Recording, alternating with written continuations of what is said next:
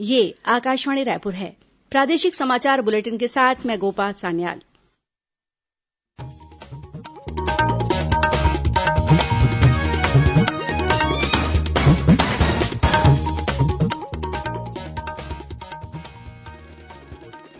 और अब पेश आज के मुख्य समाचार।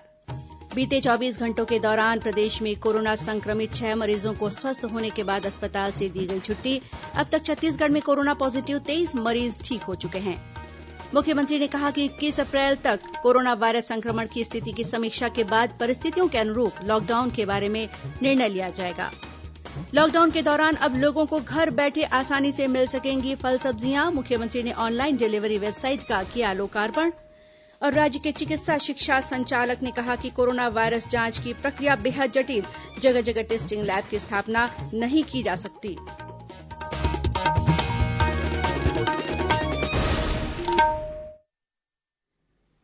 अब समाचार विस्तार से।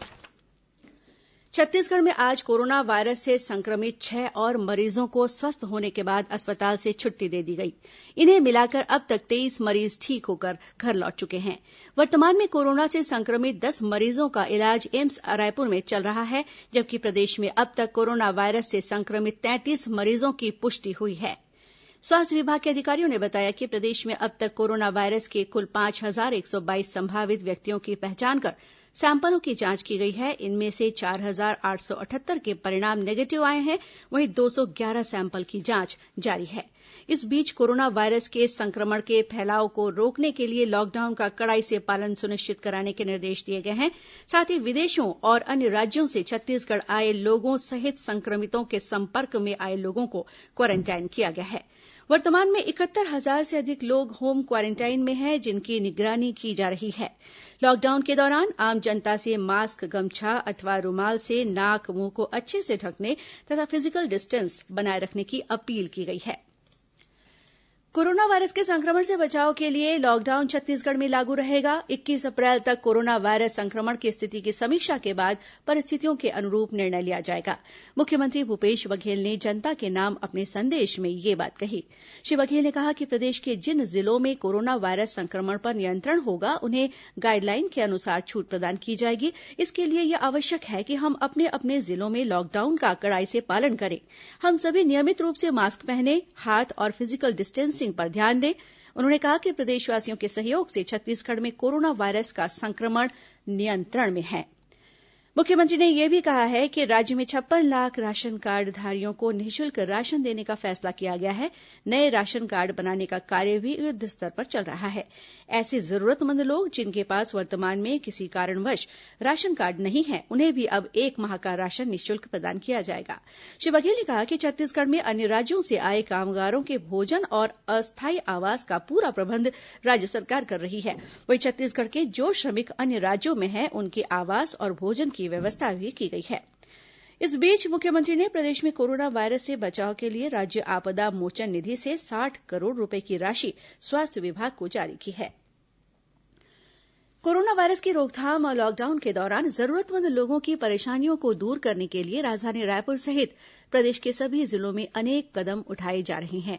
रायपुर जिले में कलेक्टर ने आज शाम 5 बजे से 19 अप्रैल की शाम 5 बजे तक के लिए अति आवश्यक प्रतिष्ठानों को छोड़कर शेष गतिविधियों के संचालन पर रोक लगाने का आदेश दिया है। इस दौरान किराना, फल और सब्जी की दुकानें भी बंद रहेंगी। वहीं रायपुर जिला प्रशासन द्वारा लॉकडाउन की अवधि में अब पका भोजन पैकेट जरूरतमंद व्यक्तियों और परिवारों तक पहुंचाने वार्डवार मैपिंग की जा रही है।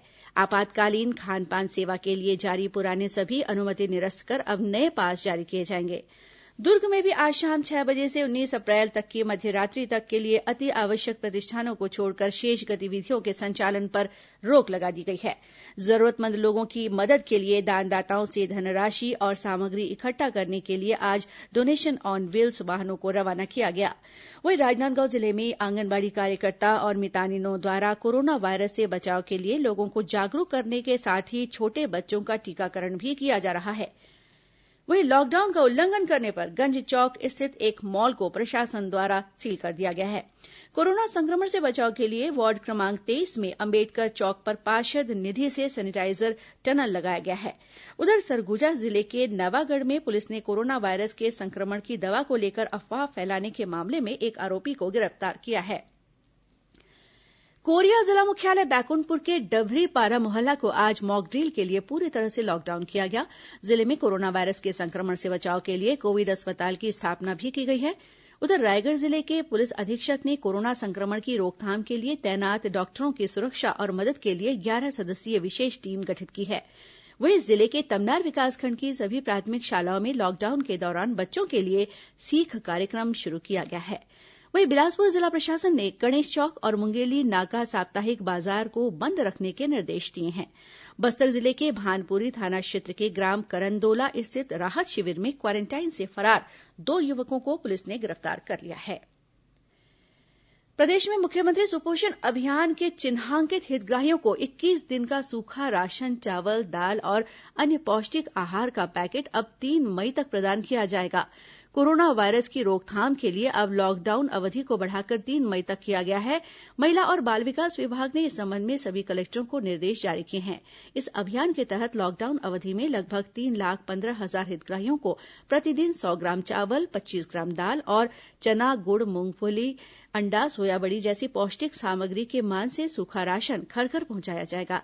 इस दौरान निर्धारित सुरक्षा मापदंडों, स्वच्छता और सामाजिक दूरी के निर्देशों का पूरी तरह पालन किया जाएगा।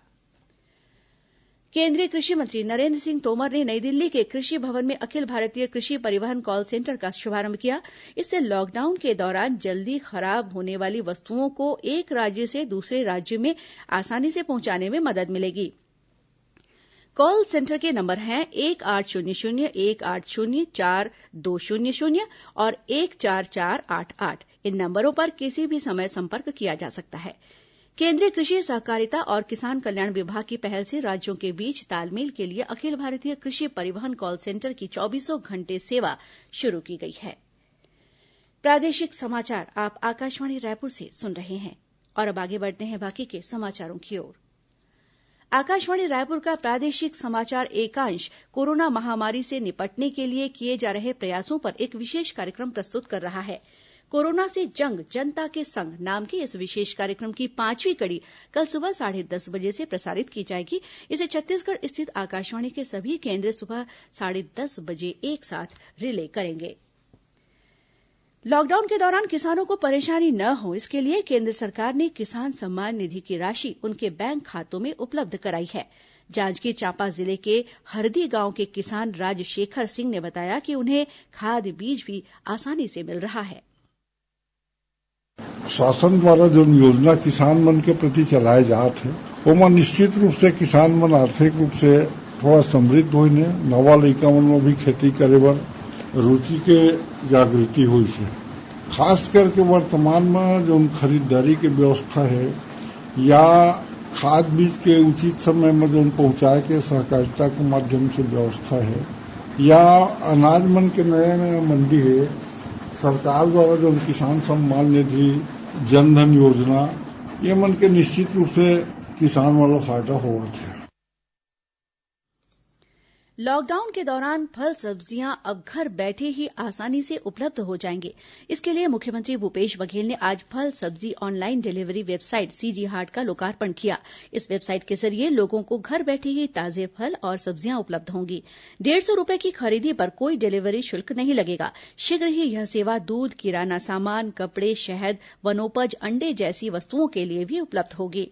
गौरतलब है कि कोरोना वायरस के संक्रमण को रोकने के लिए पूरे देश में लॉकडाउन को 3 मई तक के लिए बढ़ा दिया गया है। इस दौरान सामाजिक दूरी बनाए रखने के लिए फल और सब्जी की घर पहुंच सेवा ऑनलाइन ऑर्डर से मिलेगी। वेबसाइट में एसएमएस नोटिफिकेशन तथा ऑर्डर ट्रैकिंग की व्यवस्था की गई है। वर्तमान में यह सेवा रायपुर शहर में उपलब्ध है। अगले 1-2 दिनों के भीतर प्रदेश के सभी बड़े शहरों में इस ऑनलाइन पोर्टल की सुविधा उपलब्ध करा दी जाएगी। मुख्यमंत्री भूपेश बघेल ने देश के विभिन्न राज्यों के मुख्यमंत्रियों को पत्र लिखकर यह आग्रह किया है कि छत्तीसगढ़ में स्कूली बच्चों के लिए घर बैठे पढ़ाई के लिए प्रारंभ किए गए ऑनलाइन शिक्षा पोर्टल को वे अपने राज्य के विद्यार्थियों और शिक्षकों के लिए भी इस्तेमाल कर सकते हैं। श्री बघेल ने अपने पत्र में लिखा है कि कोरोना वायरस के संक्रमण से बचाव के लिए लागू लॉकडाउन के दौरान सभी स्कूल कॉलेज बंद हैं और निकट भविष्य में इनके खुलने की संभावना भी नहीं है। ऐसे में बच्चों की पढ़ाई जारी रखने के लिए ऑनलाइन पढ़ाई ही एकमात्र तरीका है। छत्तीसगढ़ ने एक ऑनलाइन ई लर्निंग पोर्टल विकसित कर लिया है। यह पोर्टल सभी के लिए निःशुल्क है और वेबसाइट पर उपलब्ध है। इसका नाम छत्तीसगढ़ी भाषा में पढ़ई तुहर दुआर रखा गया है, जिसका अर्थ है घर बैठे पढ़ाई। छत्तीसगढ़ के चिकित्सा शिक्षा संचालक डॉक्टर एसएल आदिले ने कहा है कि कोरोना वायरस की जांच की प्रक्रिया बेहद जटिल है। उन्होंने जगह जगह कोरोना वायरस के टेस्टिंग लैब की स्थापना की मांग के संबंध में कहा कि जन सामान्य में यह भ्रांति है कि कोरोना वायरस की जांच अन्य पैथोलॉजिकल जांच की तरह ही सामान्य लेबोरेटरी में की जा सकती है। डॉक्टर आदिले ने कहा कि कोरोना वायरस वायरोलॉजी लैब स्थापना के नियम बेहद कड़े हैं। इसके लिए प्रशिक्षित स्टाफ के साथ ही आवश्यक अधोसंरचना तथा विदेश निर्मित अत्याधुनिक मशीनों की आवश्यकता होती है। डीएमई ने बताया कि आम लोगों की यह धारणा है कि कोरोना वायरस लैब खून पेशाब जैसी मामूली जांच प्रयोगशाला है जिसे कहीं भी स्थापित किया जा सकता है। इस भ्रांति के चलते लोग विभाग से उम्मीद कर रहे हैं कि सभी चिकित्सा महाविद्यालयों में तत्काल जांच लैब शुरू कर दी जानी चाहिए। उन्होंने बताया कि कोरोना वायरस वायरोलॉजी कन्फर्मेशन केवल आरटी-पीसीआर नामक अत्याधुनिक मशीन से ही संभव है। डीएमई ने बताया कि प्रयोगशाला के लिए विशेष प्रकार की अधोसंरचना भी आवश्यक है। पूरी प्रक्रिया एयरशील्ड तथा जीवाणु विषाणु रहित अति सुरक्षित कमरों में कुशल डॉक्टर और टेक्नीशियनों द्वारा ही किया जाता है। इसमें किसी प्रकार की असावधानी त्रुटि की कोई गुंजाइश नहीं है। जरा सी लापरवाही से विषाणु वातावरण में फैल सकते हैं, जो प्रयोगशाला में कार्यरत स्टाफ के साथ ही जनसामान्य के लिए भी अत्यंत घातक साबित हो सकते हैं। कोरोना वायरस के संक्रमण से बचाव के लिए प्रयास आवासीय विद्यालयों में प्रवेश के लिए प्रवेश परीक्षा के आवेदन में संशोधन किया गया है। इसके अनुसार प्रयास आवासीय विद्यालयों में प्रवेश परीक्षा वर्ष 2020-21 के लिए विद्यार्थियों द्वारा आवेदन जमा करने की अंतिम तिथि 15 मई और प्रवेश परीक्षा की तिथि 24 मई निर्धारित की गई है।